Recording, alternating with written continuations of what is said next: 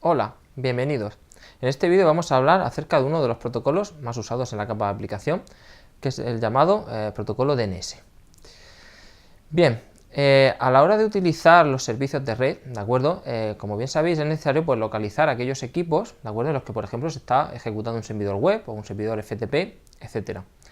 Como bien hemos estudiado en temas anteriores en esta asignatura, hemos visto que a la hora de identificar a los equipos en Internet se utiliza una dirección IP. ¿De acuerdo? Hemos visto que, por ejemplo, la dirección IPv4 pues, tiene un formato de 4 números decimales separados pues, por puntos. ¿Qué sucede? Que en la práctica, a la hora de trabajar el día a día, las personas y utilizar los servicios de la red, pues lógicamente a la hora de tener que acceder, por ejemplo, a una página web o a un repositorio con ciertos documentos, pues a los humanos nos resulta mucho más sencillo, en lugar de utilizar direcciones IP y aprender dígitos decimales, pues nos resulta más fácil pues, recordar a esos servicios, las localizaciones de esos dispositivos mediante nombres, ¿de acuerdo? Es por ello que pues, uno de los servicios a nivel de aplicación que se diseñó hace ya, pues, en sus momentos, de acuerdo en los orígenes de los servicios de red, y uno de los que más se utiliza a nivel hoy en día, aunque en ocasiones no seamos conscientes de ello, es un servicio que se dedica a la resolución de nombres, en lo que se denomina Domain Name System o DNS. Este servicio lo que proporciona al usuario es una simple traducción de un nombre, un alias, algo que para los humanos nos resulta sencillo recordar, pues lo traduce a una dirección IP, ¿de acuerdo? Que es lo que a nivel de red se necesita a la hora de encaminar datos y obviamente pues localizar a un equipo. Pues bien, en este vídeo vamos a comentar brevemente 3 aspectos que son muy importantes tener claros y que pues obviamente es lo que se aborda en el contenido de esta asignatura. Por un lado, vamos a comentar brevemente cómo funciona el protocolo DNS, vamos a ver que es un protocolo bastante sencillo. Vamos a ver cómo se almacena la información en DNS para hacer esta traducción de un nombre a una dirección IP. Y vamos a hablar brevemente de cómo está organizado DNS, qué tipo de estructura tiene, ¿vale?, a la hora de crear nombres de dominio. Bien, como podéis ver en esta figura, el funcionamiento de DNS es bastante simple. Como veis, únicamente involucra el hecho de que exista un servidor DNS, servidor al cual todos los clientes realizan peticiones de resolución de nombres. Esta petición de resolución de nombres se realiza automáticamente cuando, por ejemplo, nosotros abrimos un navegador y tecleamos en la URL una dirección, pues por ejemplo www.cisco.com, porque vamos a acceder a la plataforma de formación de Cisco que venís usando en la asignatura. Pues bien, ¿qué sucede? Que cuando nosotros tecleamos esa dirección en el navegador, aunque no seamos conscientes, una de las primeras tareas que se realiza el navegador es realizar una consulta DNS, una consulta para preguntar cuál es la dirección IP asociada a este nombre de dominio en concreto, a cisco.com, ¿de acuerdo?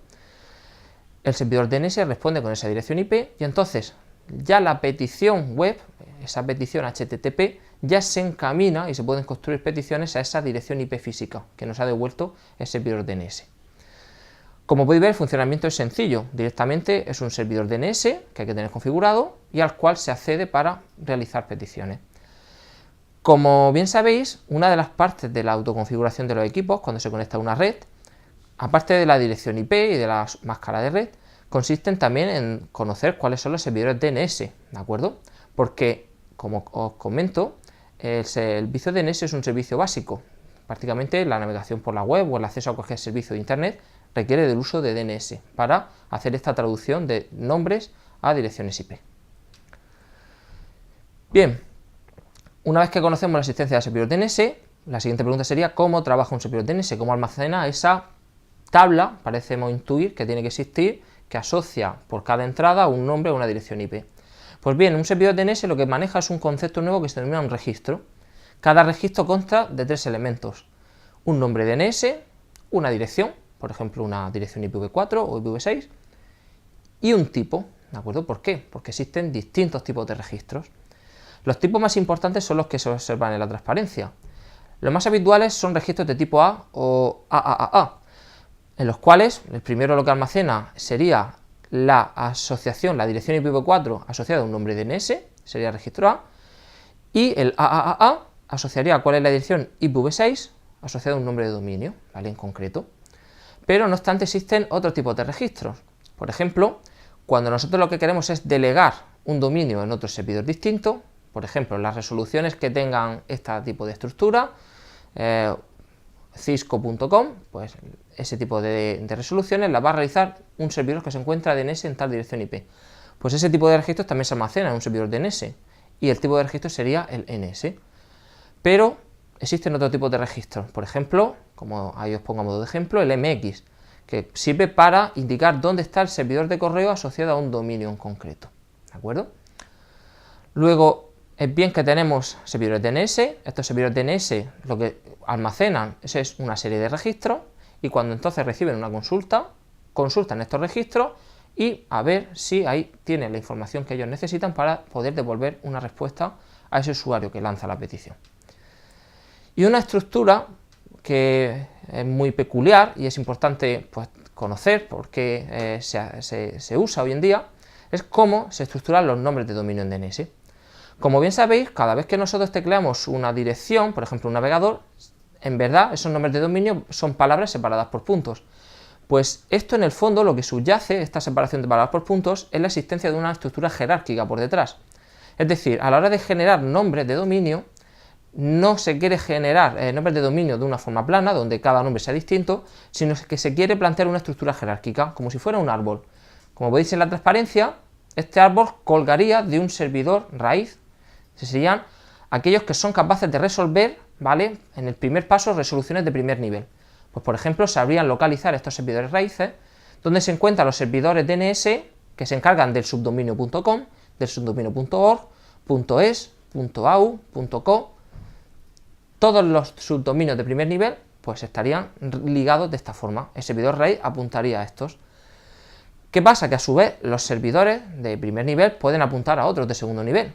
Pues por ejemplo, el servidor encargado DNS de las resoluciones del dominio.com conoce dónde están los servidores DNS de los subdominios que cuelgan del .com. Pues por ejemplo, el dominio cisco.com pues se encuentra en otro servidor DNS, que es el que por ejemplo veis ahí en la transparencia.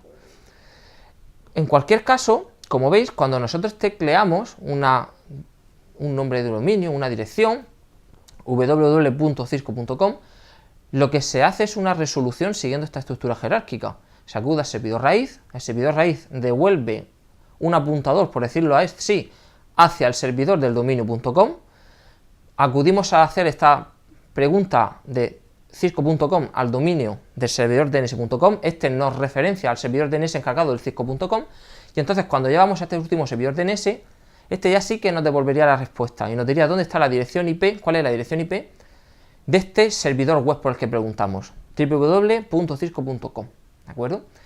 Fijaros que en este servidor cisco.com ahí podrían almacenarse otros tipos de registros, que es lo que acabamos de indicar anteriormente.